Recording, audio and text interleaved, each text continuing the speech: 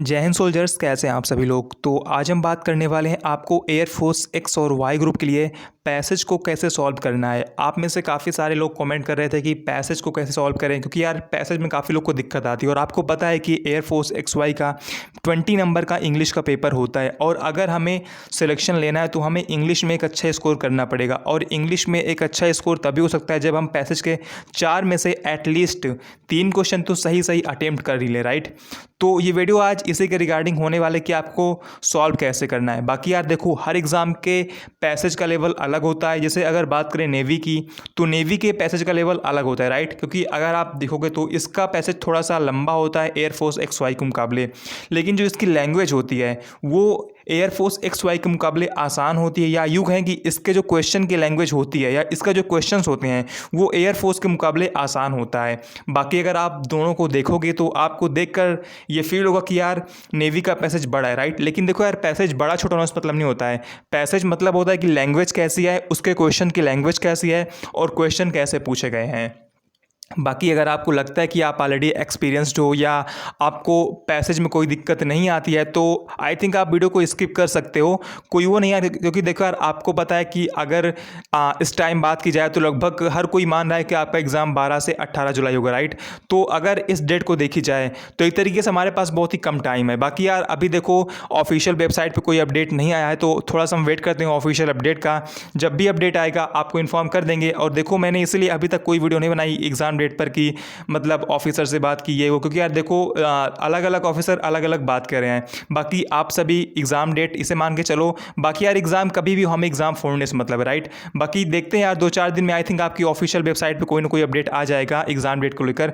तो आप exam date को लेकर परेशान मत हो। आपका एग्ज़ाम जब भी होगा आपको बस एग्ज़ाम फोड़ना है, राइट। तो चलिए बात करते हैं कि आपको पैसेज को सॉल्व कैसे करना है। इससे पहले अगर आपको भी अपनी एयरफोर्स एक्स वाई की प्रिपरेशन बूस्ट करनी है, नेवी SSR की प्रिपरेशन बूस्ट करनी है, तो अनअकैडमी बेस्ट प्लेटफॉर्म है। और अभी 16 जून को ही एनडीए का एक नया बैच स्टार्ट हुआ जिसका नाम है कमांडो।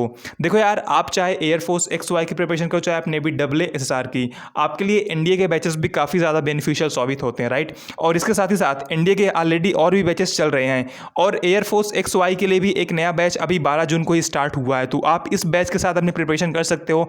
बाकी इसके अलावा भी और बैचेस ऑलरेडी चल रहे हैं, तो आप उनकी भी क्लास देख सकते हो। बाकी प्लस लेना बहुत ही आसान है, लेकिन थोड़ा सा प्राइस बढ़ने वाला है। तो अगर आपको प्लस लेना है तो ये राइट टाइम है। प्लस लेने के सबसे पहले आपको एनडीए एयरफोर्स कैटेगरी में गेट सब्सक्रिप्शन पे क्लिक करना है। जैसे आप इस पर क्लिक करोगे आपके सामने ऐसा इंटरफेस आ जाएगा। उसके बाद आपको यहाँ पर हमारा कोड RN75 यूज़ करना है। जैसे आप हमारा कोड यहाँ पर RN75 अप्लाई करोगे आपको 10% का डिस्काउंट मिल जाएगा। और उसके बाद आपके सामने नई प्राइसिंग की लिस्ट आ जाएगी। और उसके बाद आपको जितनी मंथ का लेना है, 12 मंथ, 24 मंथ, 6 मंथ, 3 मंथ, आपको सिलेक्ट करने के बाद आपको प्रोसीड टू पे करके सब्सक्रिप्शन कंप्लीट कर लेना है। बाकी आप अनअकैडमी प्लस पर या अनअकैडमी पर आप लाइव क्विज भी अटेंड कर सकते हो। तो अनअकैडमी के बहुत सारे बेनिफिट हैं। मैं तो कहता हूँ आज डाउनलोड करिए अनअकैडमी। तो चलिए स्टार्ट करते हैं अपना वीडियो। देखिए, अगर सबसे पहले हम चलते हैं ऑफिशियल वेबसाइट पर जो आपका सिलेबस दे रखा है एक्स वाई का, उसमें देखते हैं क्या दे रखा है पैसेज के बारे में। देखो, एक तरीके से आपको जो आपका वेबसाइट पर आपका सिलेबस अपलोड है उसमें सब कुछ समझा रखा है, यानी कि ग्रामर क्वेश्चंस कैसे आते हैं, वोकैब के क्वेश्चंस कैसे आते हैं, पैसेज कैसा आता है, नरेशन वाइज, मतलब कि सब कुछ बहुत ही अच्छे से समझा रखा है। ये एक खास बात है एयरफोर्स की। अगर आप अपना सिलेबस चेक करोगे तो आपको देखो सब कुछ डिटेल में दे रखा है कि कैसे क्वेश्चंस कहाँ से आते हैं। लेकिन यार दिक्कत ये ना कि हम कभी ऑफिशियल वेबसाइट पर जो होता है हम कभी उसे पढ़ने का प्रयास करते ही नहीं, राइट। लेकिन अगर आप इसको समझोगे तो यहाँ से आपके काफ़ी सारे आंसर मिल जाएंगे। बेसिकली ये बातें यार आपको शायद पता भी होगी कि आपका पैसेज किस पर बेस होता है। पहली बात चलो इसे छोड़ो, पहली बात चलो हम बात करें थोड़ा सा आपकी सॉल्व कैसे करना है। देखो, सबसे पहली बात, पैसेज डिपेंड होता है कि पैसेज की लैंग्वेज कैसी है, ठीक है। पैसेज को हम हार्ड इजी बोल सकते हैं लैंग्वेज पर। दूसरी बात, पैसेज डिपेंड होता है कि पैसेज का क्वेश्चंस कैसे पूछे गए हैं, ठीक है, पैसेज के क्वेश्चंस कैसे पूछे गए हैं। और तीसरा सबसे जो मेन बात होती है वो होता है कि पैसेज कितना बड़ा है, पैसेज यानी कि लेंथ कितनी है, राइट। तो पैसेज इन 3 बातों पर डिपेंड करता है। तो पहली बात तो यार देखो, लगभग आपसे हर कोई बोलता होगा कि आपको पहले क्वेश्चन को पढ़ना है, राइट। बाकी देखो यार, अगर आप एयरफोर्स XY की प्रिपरेशन करते हो तो आप सभी को पता है कि इंग्लिश में जो 15 से 16 क्वेश्चन होते हैं आप उन्हें आराम से 7 से 8 मिनट में कर सकते हो, राइट। यानी कि आपके पास कम से कम 10 मिनट तो बच ही जाएगा पैसेज के लिए अलग से। बाकी अगर आपको ग्रामर में टाइम लगता है, PQRS में या वोकैब में टाइम लगता है तो बात अलग है, लेकिन यार आई थिंक मैक्सिमम लोग 7 से 8 मिनट में 15-16 क्वेश्चन कर लेते होंगे इंग्लिश ग्रामर के, राइट। क्योंकि यार आप सभी को पता है कि इंग्लिश का लेवल उतना ज़्यादा नहीं रहता है एयरफोर्स XY में, तो आई थिंक आप इतना टाइम पैसेज के लिए मतलब रख सकते हो। बाकी उसके बाद अब बात आती है कि क्वेश्चन पढ़ने की। देखो यार, आपको जो सही लगे, मेरे हिसाब से अगर आपको लगता है कि आपको क्वेश्चन पढ़कर तुरंत आंसर करना सही लगता है तो आप वो करो। अगर आपको लगता है कि आप पहले सारे क्वेश्चन पढ़ लो, फिर पैसेज पढ़ो, फिर क्वेश्चन पढ़ के आंसर करो, आप वो कर सकते हो। या आप चाहो तो आप पहले मतलब पैसेज पढ़ लो, उसके बाद आप क्वेश्चन पढ़ो, फिर आंसर करते जाओ। जो आपको सही लग रहा हो, जो आपको कंफर्टेबल हो, आप वो करो। ये नहीं कि जैसे देखो यार, आपको बात सबकी सुननी चाहिए, लेकिन आपको काम वही करना चाहिए ना जो आपके लिए सही हो, जो आपको सही लगता हो, राइट। क्योंकि आपने कहावत सुनी होगी, करो सुनो सबके लेकिन करो अपने मन की, राइट। तो आप वही काम करो ना जो आपको सही लगता हो, जो आपको लगता हो कि हाँ आप इस वे से, इस तरीके से ज़्यादा अच्छे से सॉल्व कर सकते हो, आपको ज़्यादा समझ में आता है।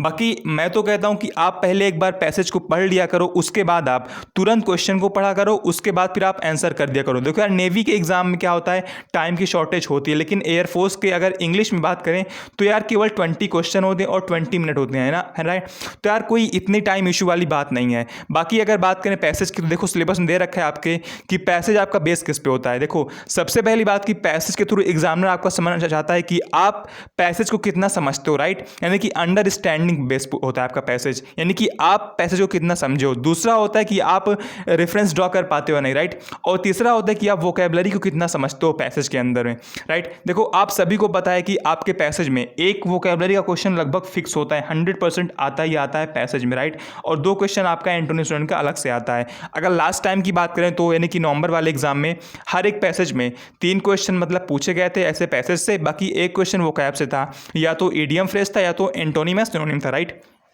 तो अब आती मुद्दे की बात कि आपको करना क्या है। देखो पहली बात तो एयरफोर्स का पैसेज अगर आसान शब्दों में कहूँ तो एयरफोर्स का पैसेज बेस होता है कि आप पैसेज को कितनी अच्छे से समझते हो। तो पहली बात तो आप प्रयास करना कि आप पैसेज को थोड़ा अच्छे से मतलब समझ लो, राइट।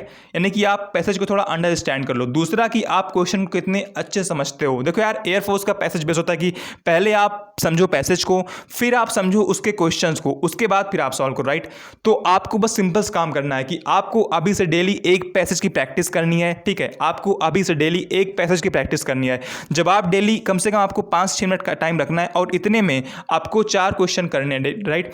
अगर आप डेली ये काम करोगे ना तो विश्वास करो, अभी मान लो अगर एग्जाम में अभी मान लो 25 दिन भी हैं तो आप 25 पैसेज सॉल्व कर लोगे, राइट। तो यार इतने में आप बहुत ही अच्छे से सीख जाओगे। तो अभी से आपको एक काम करना है कि आप कोई बुक उठा लो या आप कोई एप्लीकेशन उठा लो, आपको डेली एक पैसेज को सॉल्व करना है, राइट। ये तो आपका पहला काम हो गया। दूसरा काम आपको अब करना कैसे, देखो आपको प्रयास करना है कि आप थोड़ा मतलब समझो पैसेज को। देखो आप सभी वोकैब पढ़ रहे होगे, राइट। और अगर आप वोकैब पढ़ते हो तो पैसेज में बहुत सारी ऐसे वर्ड आते हैं जिन्हें आप पढ़े रहते हो, तो उससे आपको थोड़ा थोड़ा आइडिया मिल जाता है कि पैसेज बोल क्या रहा है। जैसे मान लो हम इसको समझती है वाला पैसेज जो कि आपकी ऑफिशियल वेबसाइट का है, यहाँ पर लिखा है personally I dislike the press and poverty press of poverty and suffering. तो आपको पॉवर्टी का मतलब पता है, आपको सफरिंग का मतलब पता है, राइट। आपको प्रेस का मतलब पता है। तो जब ऐसे वर्ड आते हैं ना तो आप इनसे कहीं ना कहीं पैसेज का मतलब समझ जाते हो। तो आपको प्रयास करना है कि आप थोड़ा सा पैसेज को समझ लो, उसके बाद आप थोड़ा सा क्वेश्चन को समझ लो और बहुत ही आराम से आप क्वेश्चन को फिर सॉल्व कर सकते हो।